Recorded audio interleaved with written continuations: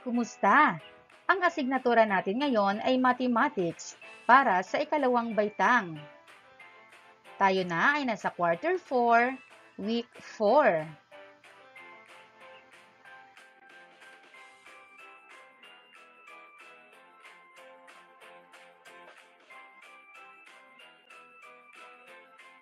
Kasanayan. Solves routine and non-routine problems involving length.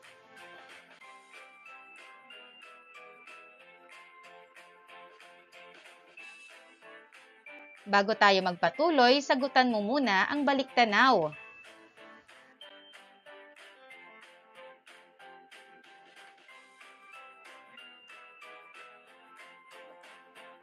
Panuto.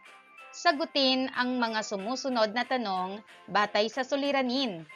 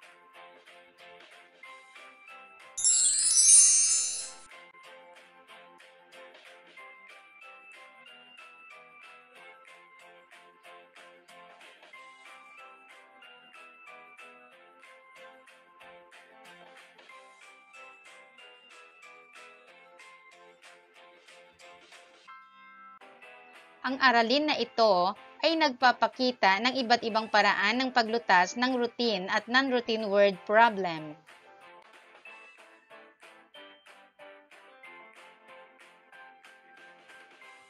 Ngayon ay pag-aralan natin kung paano ang paglutas ng mga routine problems.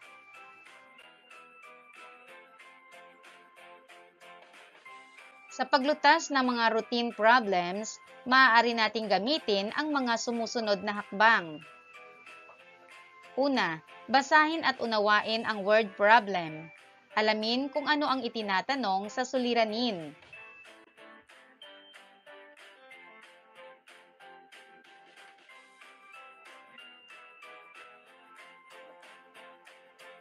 Mahalagang malaman o maisa-isa ang mga datos na ibinibigay sa sitwasyon na siyang makakatulong upang mabigyan ng kasagutan ang suliranin. Bigyan ng pansin ang mga datos. Ang datos ay ang mga impormasyon o bilang sa suliranin.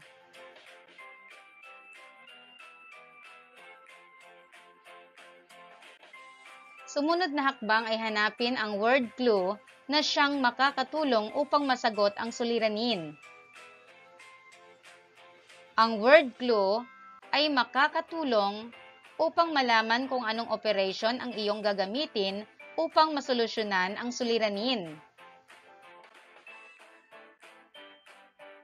Gamit ang word clue, malalaman kung anong operation ang dapat gamitin.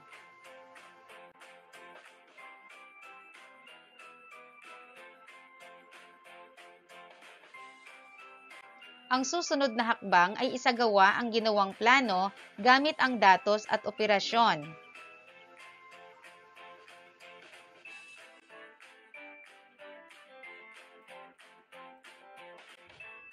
Sunod na gagawin ay lutasin ang suliranin. Basahing muli ang suliranin. Suriing mabuti kung nabigyan ng wastong sagot ang suliranin. Halimbawa, ang ribbon ay may habang 50 cm. Pagkatapos kong gamitin ito, may 37 cm na natira. Ilang sentimeter ng ribbon ang aking ginupit?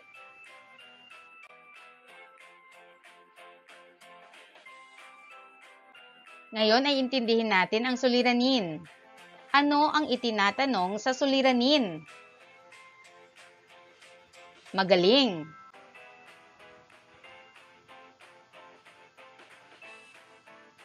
Ito ay bilang ng sentimeter ng ribbon na ginupit.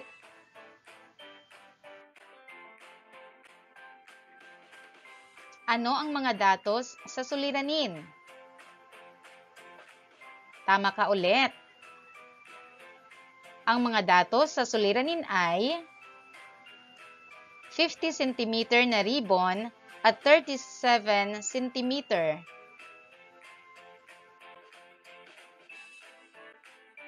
Anong operation ang dapat gamitin? Mahusay! Ang operation na gagamitin ay subtraction. Dahil natira ang word clue, kaya subtraction ang operation. Ano ang mathematical sentence? Magaling! Ang mathematical sentence ay 50 cm minus 37 cm equals n. Dahil alam mo na ang mathematical sentence, ano ang tamang sagot? Mahusay! Ang tamang sagot ay 13 cm. 13 cm ang aking ginupit na ribbon. Dumako naman tayo sa paglutas ng mga non-routine problems.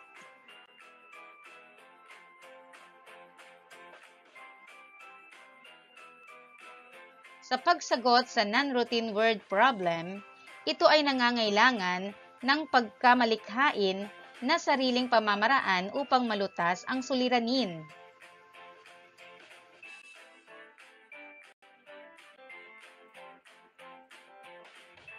Maaaring gumamit ng iba't ibang pamamaraan katulad ng paglalarawan o pagguhit upang maipakita at malutas ang suliranin.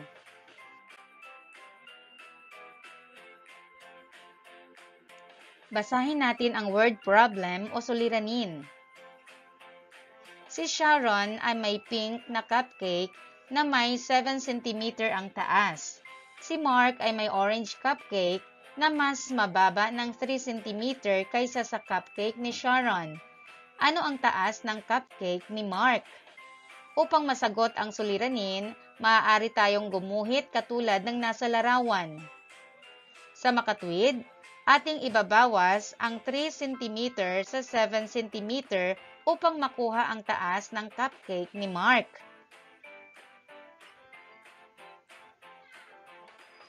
7 cm minus 3 cm equals 4 cm. 4 cm ang taas ng cupcake ni Mark. Ngayon, subukan ang iyong galing sa pagsugot ng mga gawain.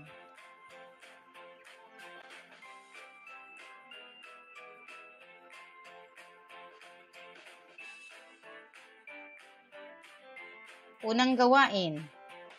Sagutin ang mga sumusunod na tanong batay sa mga suliranin.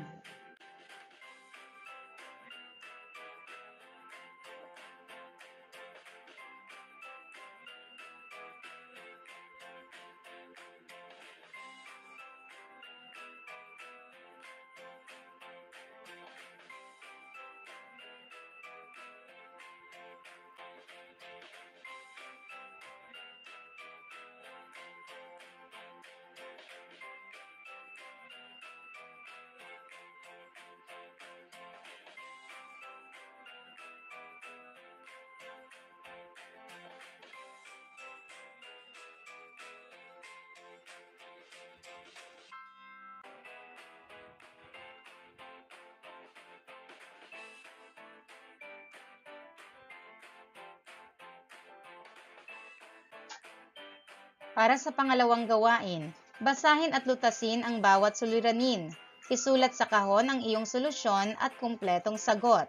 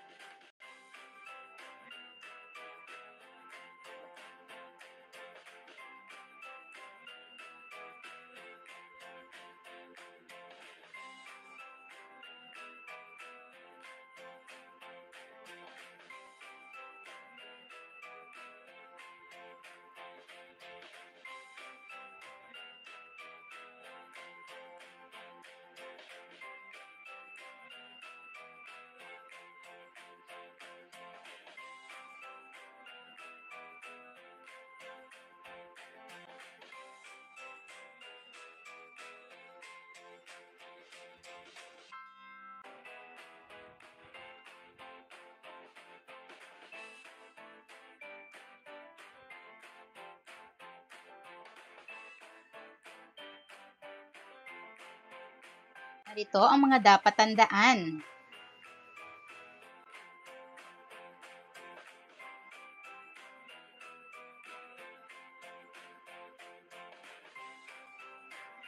Sa pagsagot ng routine at non-routine word problem, ay mayroong mga hakbang na dapat sundin upang malutas ang suliranin. Una, unawain at suriin ang suliranin sa kwento.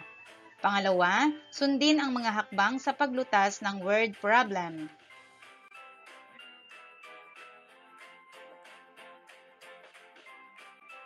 Narito ang mga hakbang. Unang hakbang, unawain ng mabuti ang suliranin. Ikalawang hakbang, planuhin kung ano ang dapat gawin. Alamin kung ano ang tinatanong sa suliranin at mga ibinibigay na datos sa suliranin.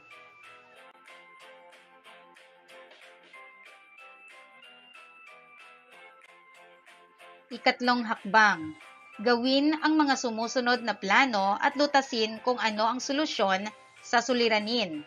Alamin kung ano ang operation ang dapat gamitin sa paglutas ng suliranin. Gumawa ng number sentence.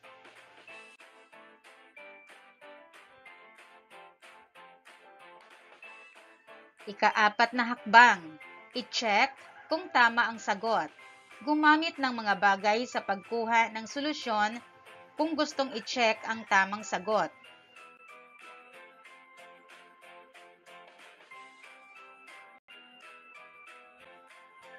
Ngayon ay sagutan mo ang pag-alam sa natutuhan.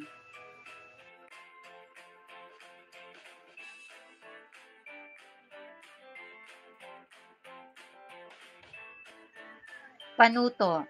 Basahin at unawain upang masagot ang mga suliranin.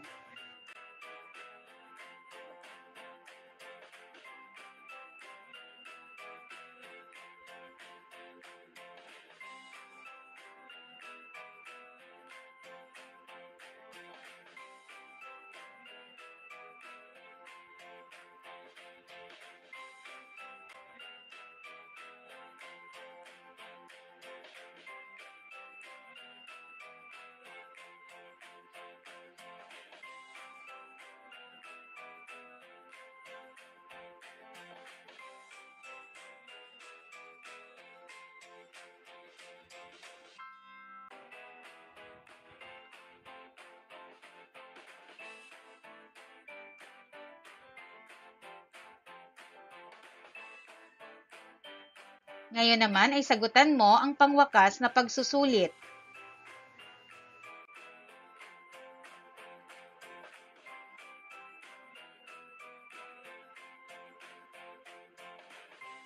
Panuto. Basahin at unawain ang mga tanong. Isulat ang letra ng tamang sagot.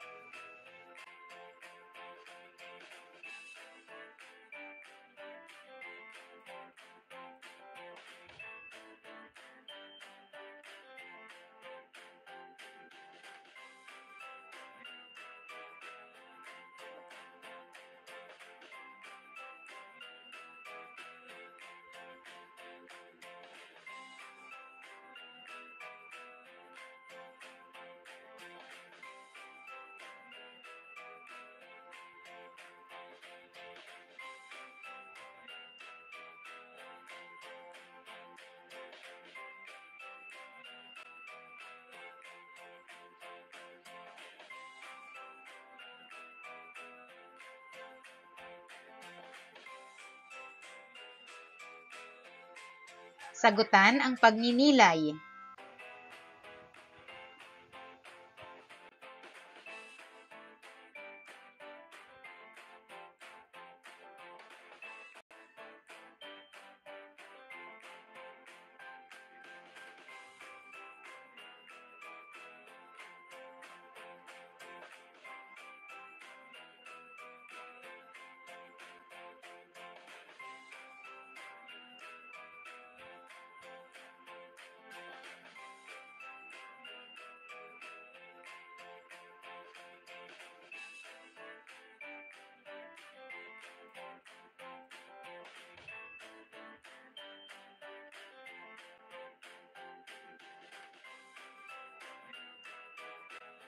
Binabati kita sa ipinamalas mong husay at galing sa araling ito.